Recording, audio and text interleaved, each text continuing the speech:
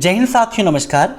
Triple C oxygen batch की इस series में एक बार फिर से आप सभी का स्वागत है। ट्रिपल सी ऑक्सीजन बैच की सीरीज की आज 12वीं क्लास है, जहां पर ट्रिपल सी एग्जाम के लिए मोस्ट इंपॉर्टेंट क्वेश्चंस का डिस्कशन का जो सिलसिला है उसे हम जारी रखेंगे और इस क्लास को लास्ट तक आप जरूर अटेंड करिएगा, क्योंकि क्वेश्चंस आपके लिए काफ़ी इंपॉर्टेंट हैं और एग्जाम भी आपके काफ़ी करीब है।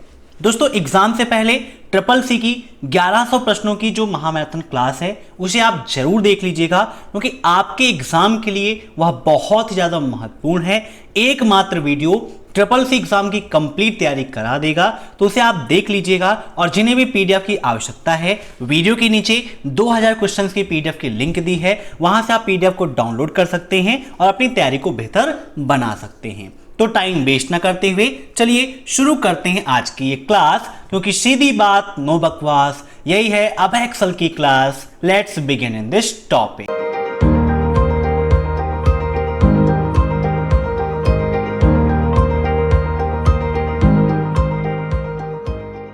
क्वेश्चन नंबर 51 है हमारा। दुर्घटनावश आप गलती कर बैठते हैं, जब आप अपने डॉक्यूमेंट में कार्य कर रहे होते हैं तो आप कैसे पुनः वापस आएंगे। प्रीवियस क्लासेस को आप जरूर अटेंड कर लीजिएगा, काफी इंपॉर्टेंट थी आपके लिए। और इन सभी क्वेश्चंस को आप मॉक टेस्ट के रूप में लेते रहिए, कमेंट बॉक्स में आंसर्स देते रहिए। वीडियो के लास्ट में आप जरूर बताइएगा कि आपके कितने क्वेश्चन सही हुए हैं, और प्रत्येक क्वेश्चन के लिए 3 सेकेंड की टाइमिंग मैंने रखी है। ऑप्शंस हैं Ctrl+X, Ctrl+Y, Ctrl+Z और Ctrl+U। बहुत बार हम लोग काम करते रहते हैं, तो काम करते समय गलतियां हो जाती हैं। गलतियां होना मनुष्य का एक स्वभाव है।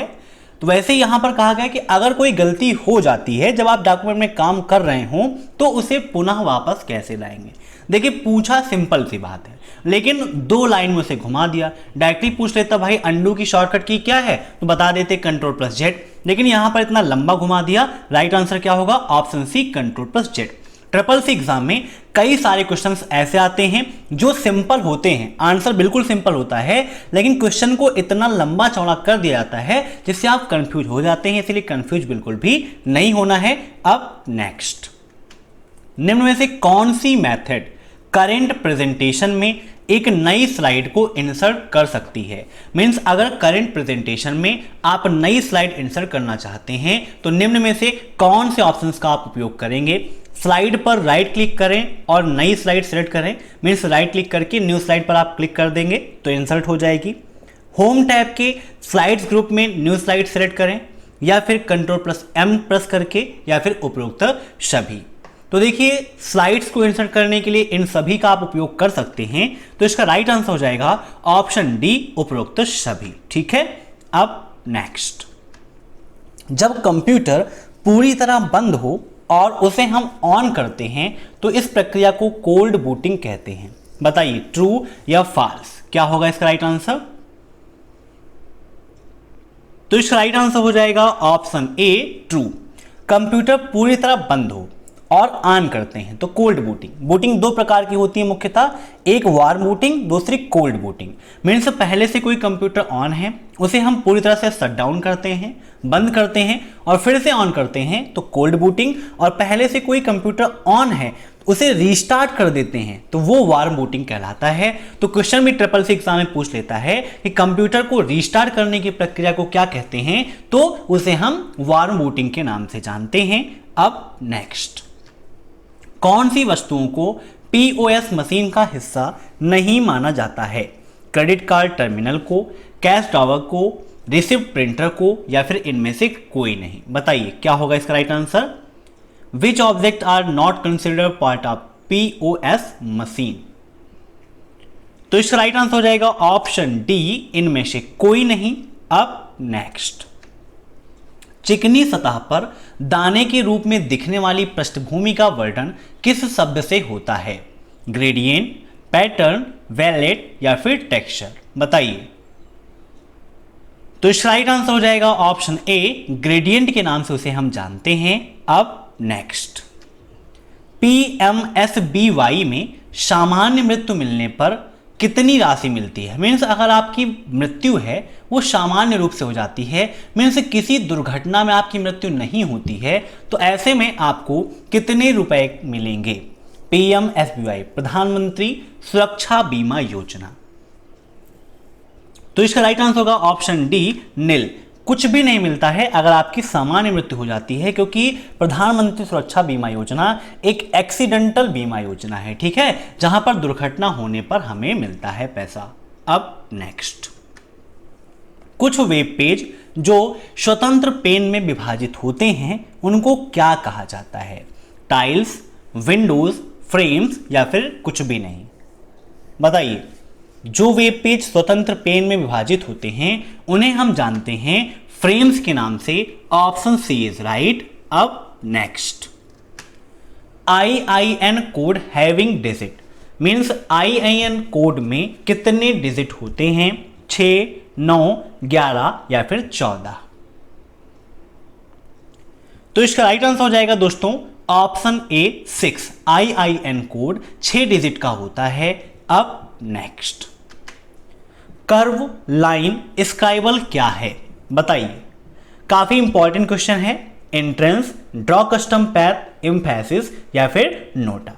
जो स्टूडेंट्स अभी क्लास से जुड़ रहे हैं कृपया क्लास को लाइक कर दें, शेयर कर दें और चैनल पर नए हैं तो चैनल से जुड़ने के लिए सब्सक्राइब कर दें। तो दोस्तों लिब्रे ऑफिस राइटर का जब उपयोग करते हैं या हम कैल्क का उपयोग करते हैं, इम्प्रेस का उपयोग करते हैं, तो वहां पर हमें सेव्स भी मिल जाते हैं। लेकिन यहां पर जो ऑप्शंस लिखे हुए हैं एंट्रेंस, ड्रा कस्टम पैथ और एम्फेसिस, ये क्या है? इफेक्ट्स हैं। और ये कर्व लाइन स्क्राइबल ये हमें मिलता है ड्रा कस्टम पैथ के अंतर्गत। Option B is right. Draw custom path का मतलब होता है जब हम किसी भी ऑब्जेक्ट में, किसी भी पिक्चर में कोई एनिमेशन ऐड करते हैं, कोई इफेक्ट ऐड करते हैं, तो हम अपने अनुसार उसकी संरचना बना सकते हैं। मीन्स वो एनिमेशन कहां कहां से जाएगा, कैसे कैसे जाएगा, वो सब कुछ हम ड्रॉ कर सकते हैं। तो ऑप्शन बी इज राइट। अब नेक्स्ट, कांस्टेंट को नाम देने के लिए आप क्रिएट नेम डायलॉग बॉक्स का प्रयोग करते हैं, ट्रू या फॉल्स? बताइए क्या होगा इसका राइट आंसर? तो इसका राइट आंसर हो जाएगा ऑप्शन फर्स्ट, ट्रू। बिल्कुल सही है। कांस्टेंट को नाम देने के लिए क्रिएट नेम डायलॉग बॉक्स का उपयोग किया जाता है।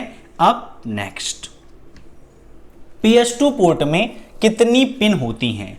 How many pins are there in PS2 port? 5, 6, 7 या फिर 8?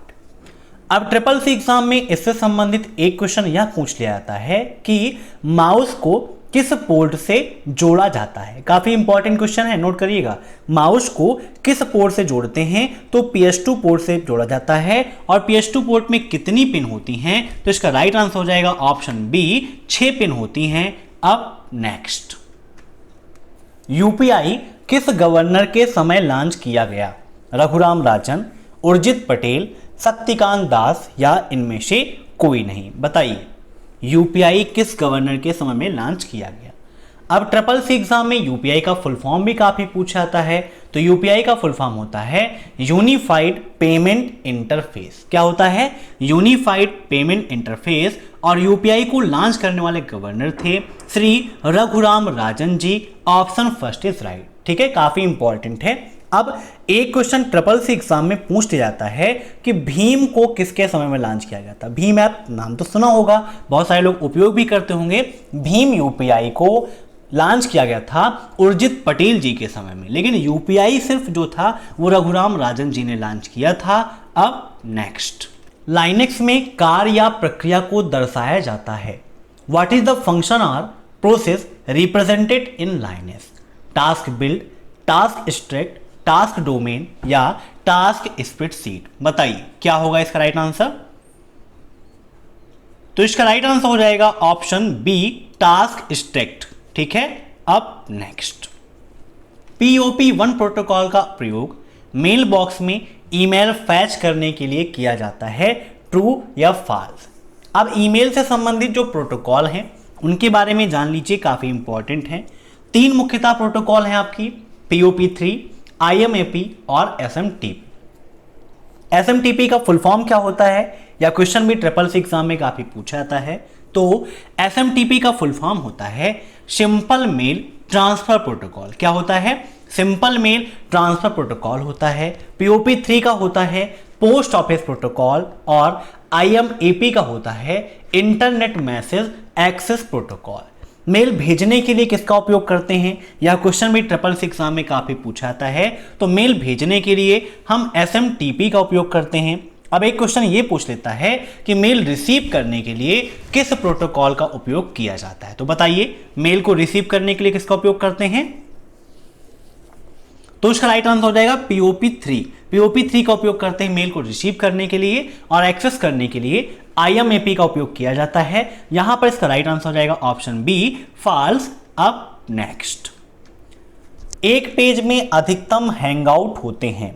एक पेज में मैक्सिमम कितने हैंगआउट हो सकते हैं? 9, 12, 6 या 5?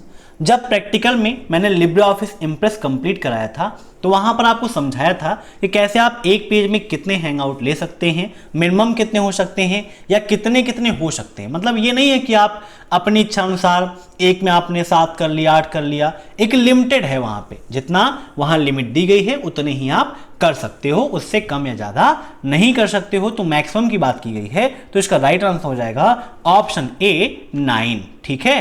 अब नेक्स्ट, ईमेल आईडी कितने भागों में होती है? अब ईमेल आईडी तो आप सभी के पास है, बताइए ईमेल आईडी के कितने भाग होते हैं? 3, 1, 2 या फिर नन ऑफ द अबव? तो इसका राइट आंसर हो जाएगा ऑप्शन सी, 2 पार्ट होते हैं मेल आईडी के।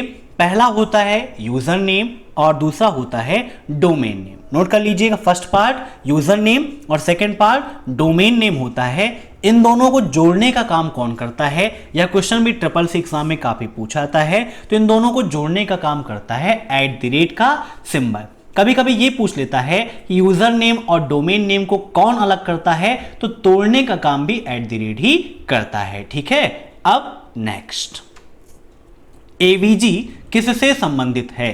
3D प्रिंटर, एंटीवायरस, एवरेज या फिर ब्लॉकचेन? बताइए AVG किससे संबंधित है?